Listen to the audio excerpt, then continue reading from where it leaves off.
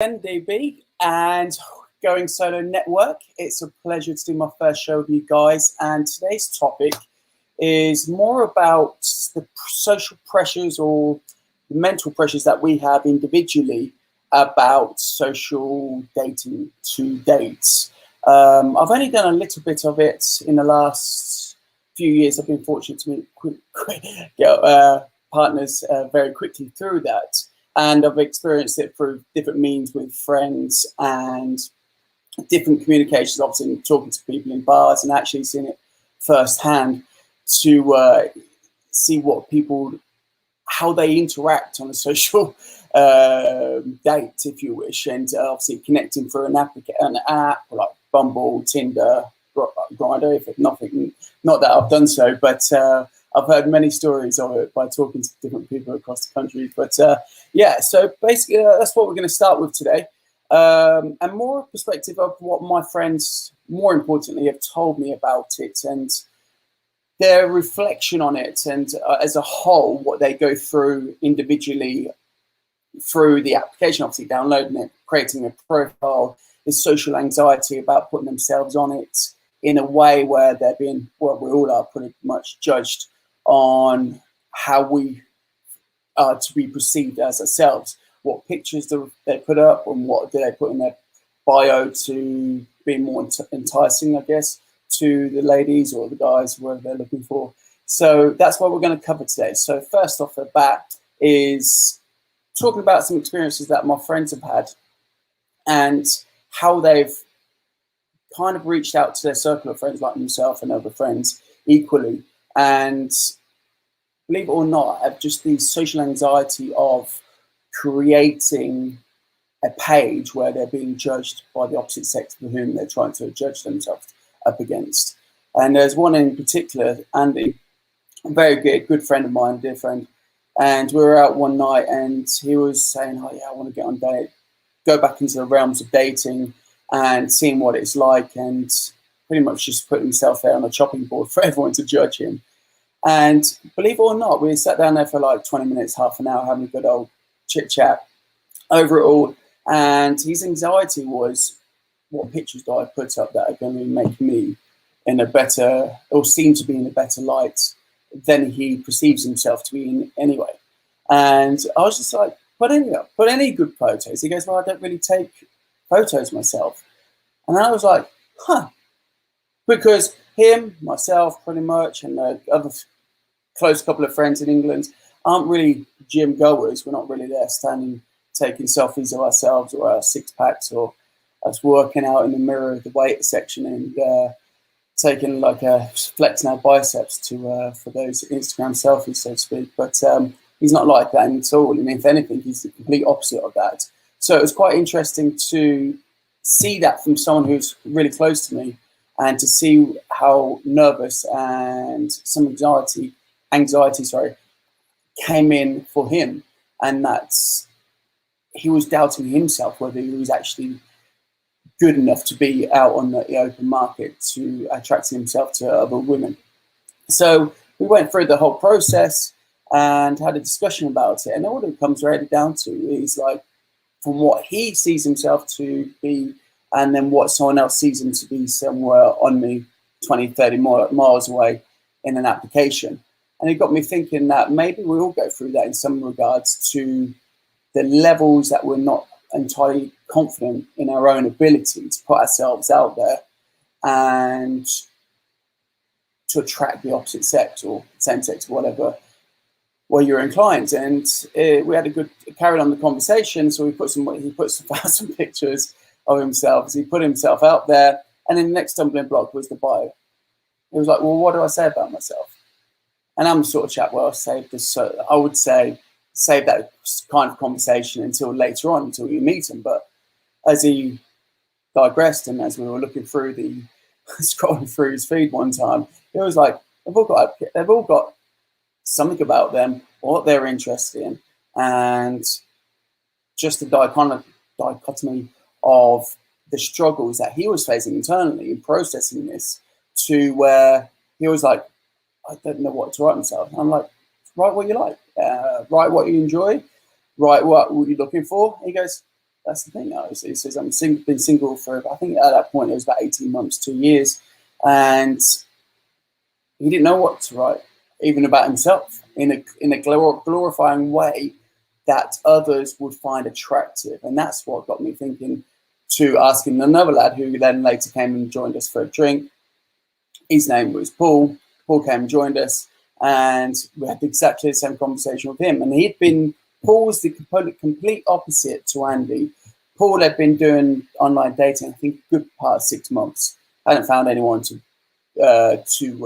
obviously settle down with, or so to speak, come off necessarily. And he was saying, from a guy's perspective, or his perspective, and the other guys that he knocks around with in England as well, is that he wasn't too sure that anyone particularly cares about it. And it opened up the conversation more to Andy. It was like he was confident that girls don't really pay that much attention to the finer detail, because he had a little blurb in his bio, and Paul was saying that every girl that he has met or engaged with on the applications that is on Tinder, whether it be Bumble or whatever it was, I think even Plenty of Fish even back in the day, was that some girls didn't even read it, some do, and some will scrutinize it. They will even pay that much attention to his pictures. They'll be asking for the minor details in pictures. Oh, I see you, or I had this landmark in the background. Oh, who are you there? Who are you there with? How long were you there for? When were you there? And so on and so forth. And it opened up, obviously, a bigger conversation, more leading conversation. And what Andy didn't have was that, which going back to him, was that I found more interesting, is that he didn't realize he knew that what he knew about himself, he couldn't get that onto writing down into 150 words or 350 characters, and to put that into words. And so we're having a good conversation with the three of us. In the end, we got him there. I think he spaffed off about 20 or 30 words about what he enjoys and what he doesn't enjoy. And it kind of turned out to be a learning curve, because that, on the back of that night, we went out, I think, the following week, we went and played some football back in England, and we went out for drinks afterwards. And a lot of guys don't really take it seriously, and each their own. And he was out, I think we were sitting in the pub waiting for some others to come and join us. And he was just flipping it through as if it was the Yellow Pages. Left, right. It's like looking up for a plumber. And beauty alone was interesting, because he found some girls obviously incredibly attractive, but then on the flip side, then by the end of the evening, he was like actually taking more notice of what their bio was saying about them, or what particular interest, to see what he could engage with. And some of the matches that came through were a little bit flippant. There wasn't really that much interaction. Either a girl didn't like a particular girl, for example, didn't like how he replied to her in messages. Maybe that was to do something with slightly intoxicated, or maybe it was just, I think, the level of what girls and guys, obviously we're all to blame for this, is of interest. And what I mean by that is the level of interest of what we have when we're communicating via text message. Because for me personally, and the people close to me like Andy and Paul were saying, and we were communicating, and what came off for the best part of the 3-hour conversation that we had about it all, was that they didn't really understand where the communication gets lost between messages, and the expectation of what is to be perceived already by opening that engagement through text message. So, for example, a girl texts on Bumble, for example, a girl has to text a guy first, first, and it was like, if it was on Tinder and it was the other way around, he'll be saying, like, if an opening question was like hello or how are you, from a guy to a girl, he was like quite surprised by saying how boring that would be. Like, the girl will perceive him to be boring. He has got no opening agenda to have that conversation with him, or they're not particularly showing interest in all the efforts that have been taken to date to include information on his bio page or to show interest of what he does in life, and by detailing that on his profile. But yet, on the opposite hand, the girls were doing exactly the same by the weekend introductions. Well, we felt they were weak instructions. He was saying, like, they're just boring. Like, someone would text message hello, or how are you? How was your evening? What are you up to? Still didn't get. He'll follow up then by saying, I'm just out with some friends having some drinks. Oh, I won't bother messaging you then. And sure. And he goes, oh, no, it's fine. You can message you, so on and so forth. Because at this point, later in the evening, there's about 10 of us out. So the engagement levels were dropping off some. So he'd carry on having a conversation with them. But in the meantime of that, and what we found out the following day on the Sunday was that the girls just had, there was that fine love. It seemed there was a fine line between the level of engagement someone was willing to go through and what the willingness of the text message would suggest. So, for example, she would say, oh, I'll leave you be, you're out with your friends and so forth, and Andy will reply back, oh, no. Well, he did reply back with, oh, no, it's fine. They're talking amongst themselves. I'm good for 5-10 minutes. And she would go, that's fine. I'll carry on tomorrow. We can carry on this conversation tomorrow. And that struck me to a chord to the point where, well, he's opening a channel, he's opening lines of communication with you, so why don't you engage in it? And then all the other aspects of it is like, that's fine, I'll leave it till tomorrow. So what we're finding is there's no really level playing field of expectations, because some might be sky high, and then some expectations are incredibly low to the point where it's boring. Hello, how are you? All the generic introductions and the conversations that were leading to be quite boring conversations and openers, to the point where Anna was like, he had 3 days on it. He was like, I'm done with this. He said, do not need this in my life, and it's just too draining, and it's too pretty much, it's a waste of time for him. So he then went on and started talking to girls in the pubs recently. And obviously because of COVID, everything's been shut. So even obviously the heightened pressures equally of online dating and having those communication skills have been stretched to a degree because of COVID and the pressures that's put on for the last 12 months. He's found that even more people are more reserved behind the screen of a mobile phone to actually then, rather than actually talking in person. So I said, then we flipped on its head. I was like, why bother with the communication necessarily? Obviously, they're strung out conversations on messaging back and forth. I said, why don't you just meet the girl? Ask them for a date and see if they're willing to go for a drink or go for something to eat, go for coffee, whatever it may be at the time of day. And he was taken back by the fact that the girls were even more shy than what he started when he initially started dating pre-COVID. He was saying that the girls pretty much want to have a drawn out length of time with the communication on text messaging back and forth on the app. Then they would be happy to have the meet of a lunch date or whatever it was. And he couldn't get his understanding of it, because that's the whole purpose of being on a social dating platform. The idea is to actually meet finally, well, intentionally, is to meet and then see where it goes. Not to have this drawn out process of talking about mundane lifeness, so to speak, 9 to 5 of life or thereafter in the evening. He's like, I want to meet these girls. I want to meet someone. Let's go for it. Let's open this up. Let's go for dinner, whatever it may have been. And he was finding that the girls are very much more withdrawn from doing that. And it tickled me, because even more profoundly now, because this has been going on for a good couple of months in England. Yeah, since I opened at the beginning of June, it's been going on for some time.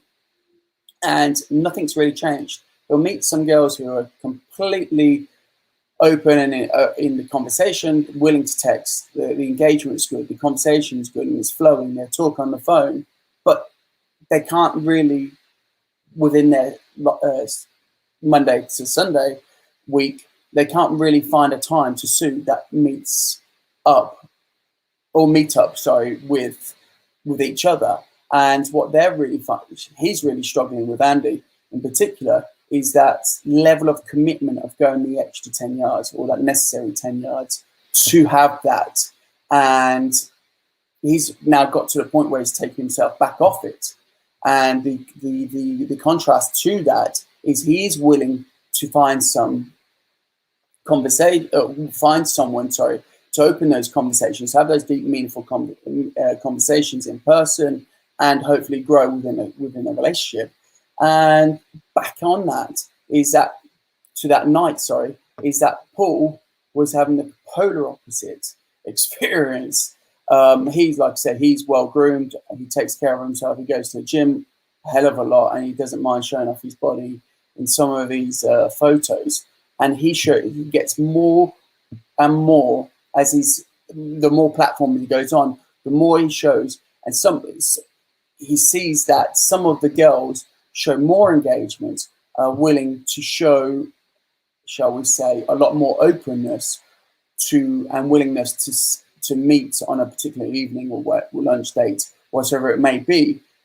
And whereas Andy now, as a result, between the two of them and the conversations that digress thereafter, is that Andy is now more conscious of himself, and probably to a certain degree, a little bit more insecure because he sees the success Paul's having, and they're very similar attributes apart from body form. They're very much outgoing, love to go out and have a great time, love to drink. Socially, they're incredible to be around. But the one thing I see that is completely different between them is their physical shape, i.e. one has more muscles than the other.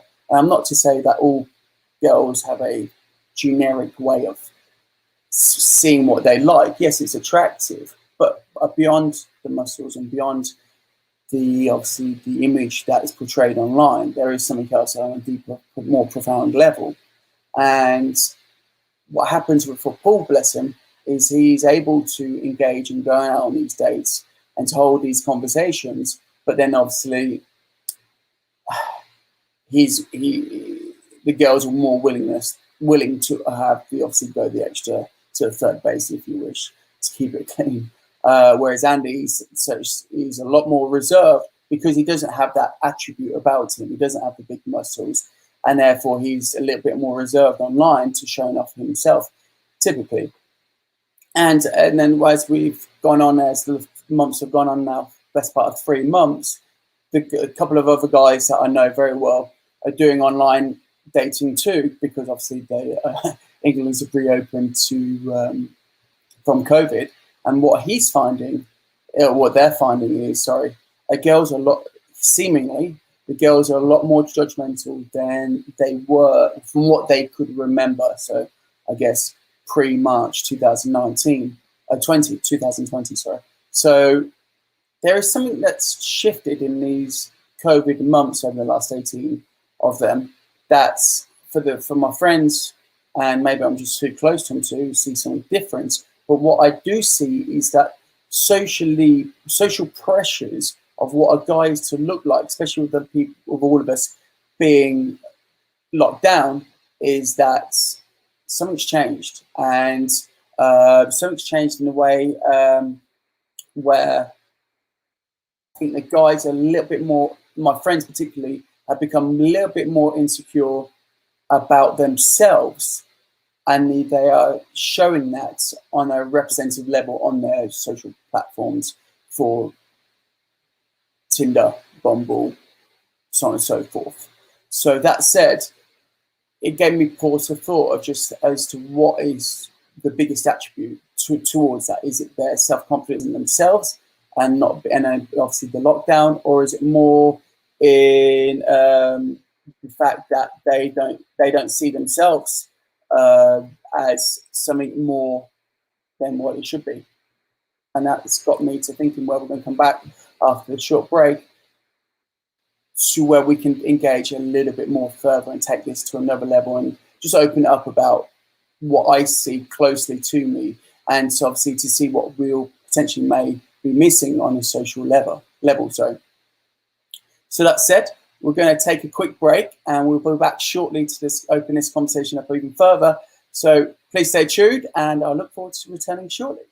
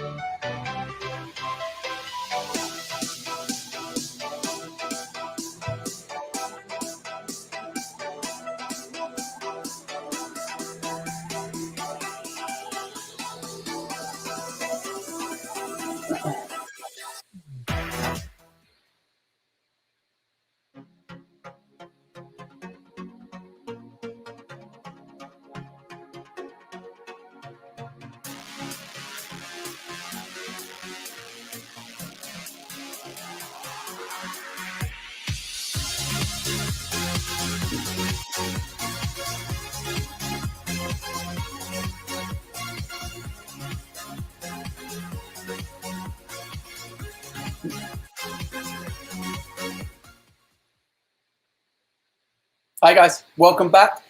WGSN. This is Neil, and today we're discussing the effects of what it's like for internet singles dating, and more particularly, obviously, something close to me for my friends, and just relaying these stories and to see what the effects that you guys may be experiencing, and whether this touches something close to home for you too, or maybe something I can learn more from too as we go through this conversation. But I just, prior to the advert, I was just talking about some good friends of mine back in England and some of the social pressures they're now finding with things opening back up in England, especially after 18 months of COVID back there, and what they're now experiencing, and also what's to come. I think for them mentally and obviously physically, and maybe some new horizons for them with some obviously some new future partners. But there's another story I'm going to tell, and which will shine more light on this experience well, as an outsider, because I've got a girlfriend now, but as a good friend to these friends back in England. There's another guy called Ben, and he recently just came out of a long-term marriage. I think he was best part of 12 years, I think it was. And what Ben described, obviously going through the marriage and the breakup, was that he was just ready to have some free time and to enjoy, I suppose, the benefit of what we all have now to meeting someone, obviously, because it's so easy just to, like I say, just to jump on these social platforms and engage in something that whatever works for both people who are obviously willing to open to that. But for him personally, he came out of marriage, as I say, and then he went on a venture just to let off some steam. He had some good, I think the best part of 6 months on his own, recalibrated life for him personally and adjusted accordingly. And he's got 3 kids with his ex-wife now, who they still get on amicably well, and they have a brilliant relationship. And what he's finding going on this social path, shall we say, is that he can't keep up with the conversations. It's from one extreme to the other. You've got Andy, bless him, who doesn't necessarily have the confidence himself to put himself on the center stage to be swiped right on, I guess, for the best part. And then you got obviously Paul, who has a lot of success purely from these attributes of working out pretty much twice a day And then you've got obviously Ben coming onto it now, where he's come off the back of a long marriage. He's got 3 children. They're pretty much grown up now to a stage where they don't really need a lot of looking after. He picks up from school, and he shares custody or access with his ex-wife, and they share that pretty well. So from Ben's experience going forward for the last, I'd say he joined online from about May, and his experience has been completely different to what he was expecting. He had the anticipation that he would go on, meet some girls who would be open-minded to having an open relationships, or willing to just see what happens and where it goes. But what he's now finding is that he went on, met a girl, they went out, had a drinks. I think they went to Manchester out. Yeah, the first date was in central Manchester. They went out, had a fantastic time. And then he got a reply the following morning and said, I'm just not into it. They didn't go home with each other. They literally just had a week's conversation. I think he said they met on a Monday, met online, that is, not actually in person. And then they went out for dinner and drinks on Saturday. Communication, they spoke, I think, twice. I think he said they spoke on the Wednesday and the Friday, just initially for the Wednesday to engage with each other. Friday, just to relay the plans for Saturday.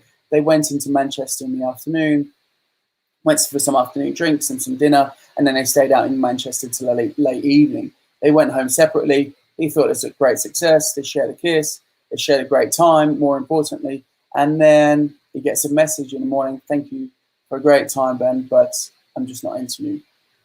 And he asked for some feedback, which I was quite surprised by. And she goes, I just didn't feel the connection. And he replied back, well, we spent the best part of 7 hours together, so what was missing from that? And then she just blocked him completely. And he was like, oh, well, just go back to the drawing board. So he then started putting himself back on the chopping block, if you wish, for the social media, on the social dating scale. And then what he was then finding is that there are a lot of girls are dressed up and showing themselves in a particular light, especially up in Northern England. I'm not saying anywhere else is completely different. I suspect it maybe is, but this is the stories I'm telling secondhand. But what he was saying is that these girls are putting themselves in the light where they're dressed up, incredibly beautiful women apparently, or they're in completely skimpy clothes, bikinis or underwear, and that's a lot of them now are just going on the OnlyFans hunt as well. So what they're doing is using the dating profiles and platforms to advertise their part-time jobs, or some full-times maybe, but as on OnlyFans. And what you're seeing is the level of conversation between the two going back and forth, particularly in some of the girls. He said there's probably 5 or 6 from memory were literally just interested in generating more custom to their OnlyFans page. So anything that he saw on OnlyFans, anything that he saw on their profiles that consisted of OnlyFans, he completely swiped left. Bye-bye. He was not interested in the slightest. So he then recalibrated himself to what he was specifically looking for. And he put that specifically on his page. This is what I'm looking for. This is who I am as a person. And hopefully he was looking to engage in that and meet someone on a similar wavelength. And to some surprise success, it's come well. He's dated 3 girls, not at the same time. That'd be completely wrong.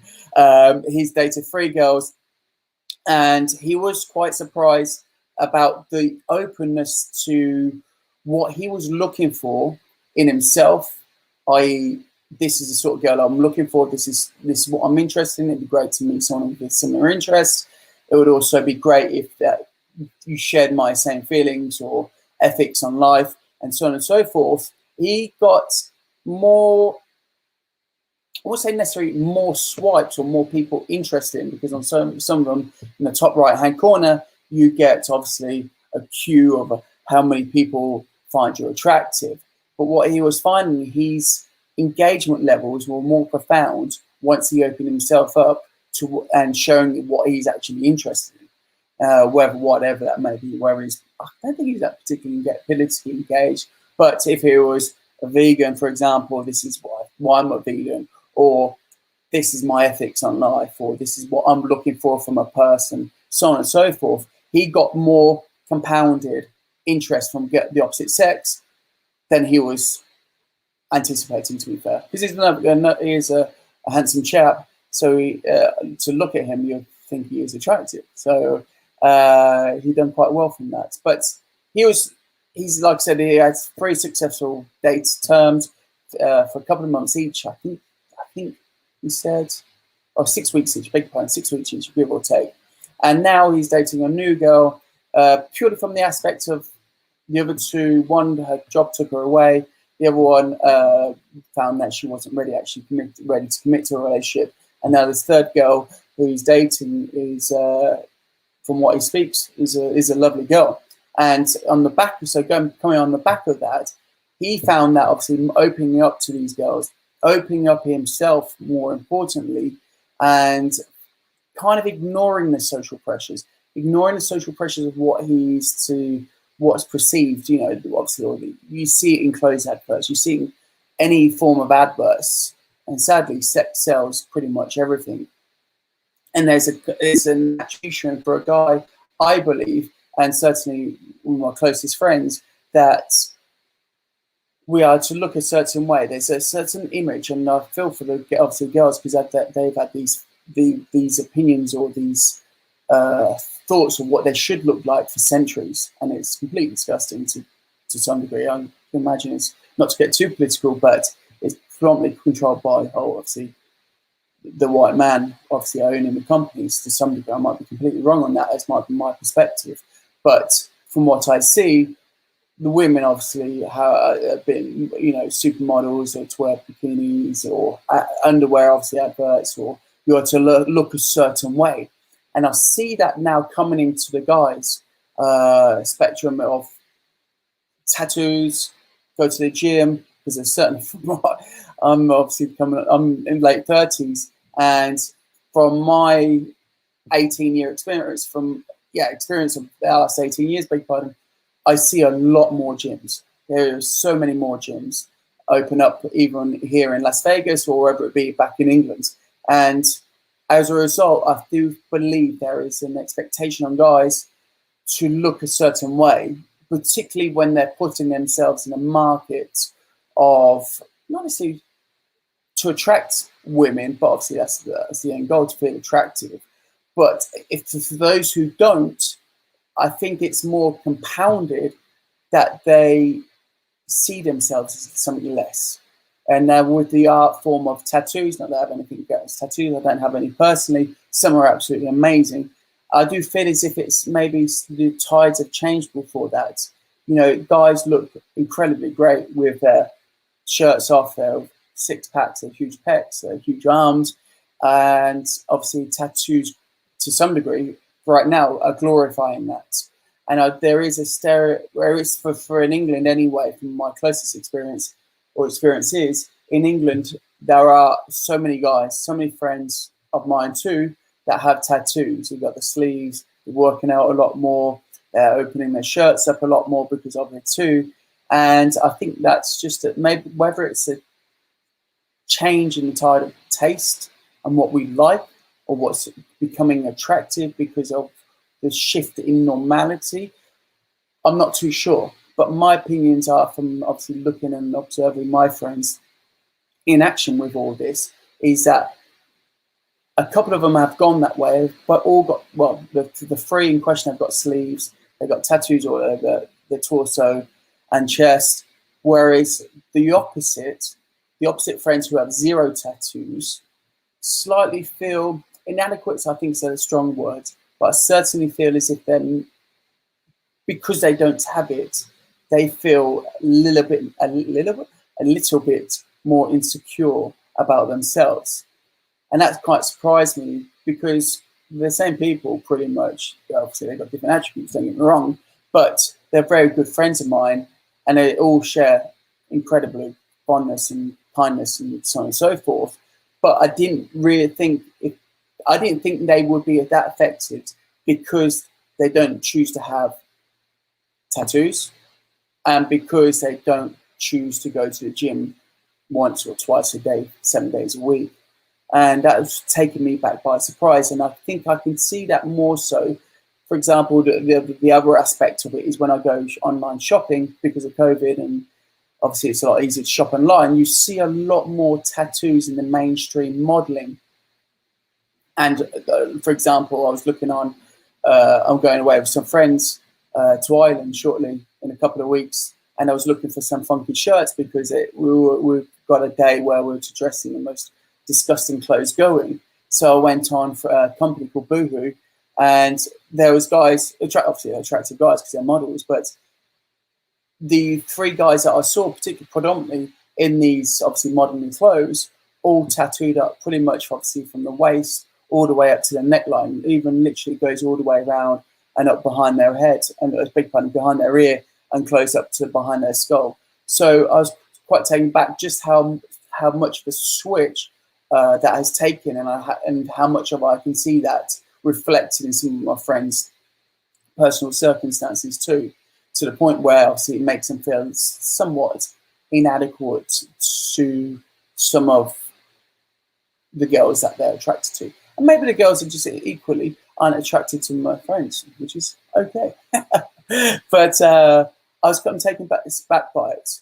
So I think going forward, and the conversation that I'm going to have with my friends is like, I think is to the point where I'm going to ask you, like, why does this affect you so much? In the sense where, why would one's opinion alter our own opinion of ourselves to the point where it's detrimental to us to some degree? It's obviously affecting our self-confidence.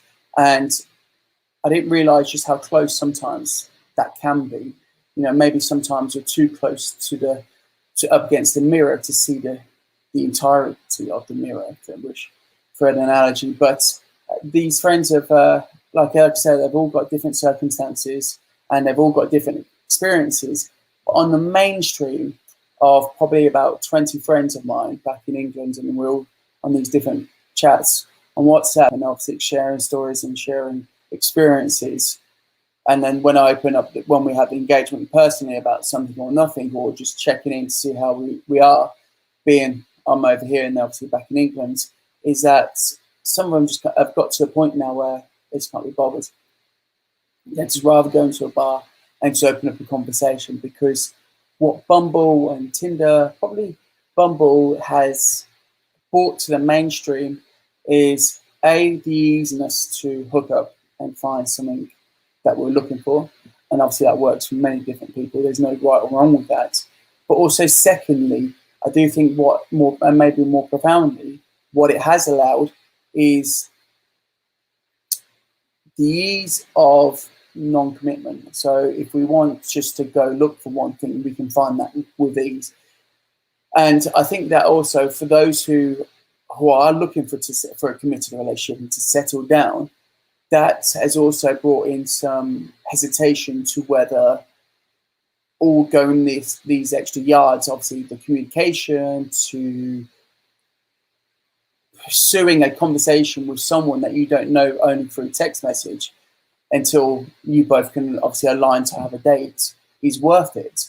You know, a lot of the conversations that we have had over the, like I said, the last 6 months, I'd say, has been that they'd rather just go to a bar and talk to a person, because the conversation that you can have within 10 or 20, 30 minutes, whatever it may last for, is 2 or 3 or 4 weeks conversation on text message with a Bumble date, for example, or a Tinder date. A lot of these conversations can be that expedited in person and so much more profoundly effective than it is online. And my friends, obviously I'm referring to them in person because I'm taken back just how obviously it affects them to some degree. And it's taken me by surprise just how quickly the shift has changed in the last 18 months. Because prior to COVID, obviously, the latter end of 2019, for example, Christmas comes to mind when I was in England and we were out, and there was, yes, obviously there was the forefront obviously you can go meet someone online. That's neither here or there. But being around people at Christmas, or leading up to Christmas, sorry, I was back in England for my birthday in 2019, it was in November, and we're out for drinks. And the communication between people was free. It wasn't as going to sound really old here, but it wasn't as effective as what I recall growing up in my 20s, when we actually could go to a bar and talk to people without any agenda. Today, certainly some friends that say, like, girls, pretty much the girls in experience say that they feel as if the girls just think my friends just want one thing. Whether they do or whether they don't, it's down to them too, or the engagement they're having. But there is this persona that seems to be from the feedback from it all, is that girls just are a little bit more cautious now, and a little bit more hesitant to engaging in that level. And there's almost that hesitation now. And as a result of that hesitation, or that lack of commitment from them, is that my friends are almost going back internally to think, okay, what am I doing wrong here? Because I also think, because of the ease of online dating, is that the openness to the conversations at times isn't there either. So rather than saying at the end of the night, you know what, I've had a fantastic time, but I just don't think we're compatible, or I want to see you again. The guys, the 5 guys that I've mentioned this evening, have not had that. They have never had the girl say, I'd like to see you again tonight or tomorrow, or let's go do lunch the following day, whatever it may be. They haven't got that. So I'm not too sure which way it's going to go, to be fair, but I think going forward, my friends, Andy, bless him, obviously Ben, up in Northern England in Manchester, has had a fantastic success, because obviously he's now dating a girl, so yes, I guess it is fantastic success. But Andy, there's Paul, there's plenty, there's Sam from football, a load of guys predominantly from football. What they're finding is that the more reserved they come, and maybe it's some endorphins that were given off, or whatever it may else be, but they're finding out, I know this because I asked them last week, is that, do you think because you're being more reserved, that as a result they're feeling that necessarily, that not necessarily tension is the right word, but they're feeling that pullback from yourselves, to the point where they're thinking, well, okay, is he in this, or is he just looking for a quick thing, or is it a case of, I need to be doing something else? And there's all these unanswered factors or questions that I think they're going through, to the point where it's playing on our mind too much, to the point where they can't just be themselves, because, okay, for example, for easy examples would be, I don't have tattoos, I'm not ripped in the gym, from the gym, I don't take selfies. There's this stigma about what my friends, and I guess part of me, to some degree, is that what we're to look like, because what we see from advertisements, what we see from clothes models, or models in general, is a certain type of body or image that we should be portraying. And I think that is having the ripple effect coming down, and maybe it's creating an even playing field, because obviously for what women have been put through for years, which is royally unfair, to the point now where I think some friends, obviously those closest to me, are taking note and certainly feeling those ripples coming through. And I'm not too sure what they're going to do about it, because do we need the opposite sex or the same sex relationship to make us feel good? By rights, no, we shouldn't need that. We should have the confidence in ourselves to look inwardly, and to see that we can be confident, and we can have the attributes that someone's going to find attractive, and what you will find attractive equally. So I think it's going to take some time to play out, to the point where they're going to find their feet with it. They're going to find some stumbling blocks along the way, to what they find. Maybe their tastes are going to change in themselves, because how do we start growing confidence in ourselves? What is it that's going to, that mechanism inside us? Is it a thought process? Is it a changing our habits to perceiving ourselves as different? Do we need to be questioning ourselves more? Do we need to be listening to our fears more? Not necessarily ignoring them, and well, certainly not ignoring them, but I don't think we should ever ignore our fears, because I think we should face them. I think we should face our fears, because that's on the other side of the fear. It can be greatness. It can be a fulfilling time. It can be a magical time, to the point where if we face our biggest questions about ourselves, that's where we're going to find our strengths, and our weaknesses can turn into our strength to show us the way of what we don't want to be, how we can become a better and a bigger person to push through these times. And I think speaking to Andy yesterday about this, he had a phone date on Monday evening in England, and he said there was a lot of awkward pauses in the conversation. I'm like, you don't even know each other, so you got all your life to tell. Like, like you got the best part of 30 years to tell a stranger what you're like and what you don't like, and that tickled me, because he goes, oh yeah, I never really gave that much thought.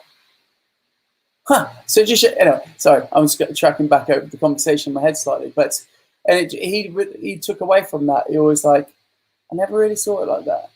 He says, because the awkward moments were once the mundaneness of 9 to 5 stopped, and talking about what you do for the weekends, what do you enjoy, what's your social friend circle like, or what do you enjoy going on holiday, or have you got anything planned, obviously coming back off the COVID, or what was COVID like for experience for you, so on and so forth.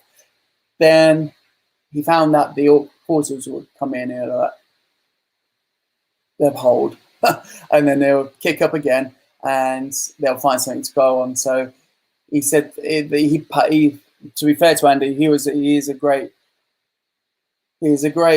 communicator in regards of how he feels.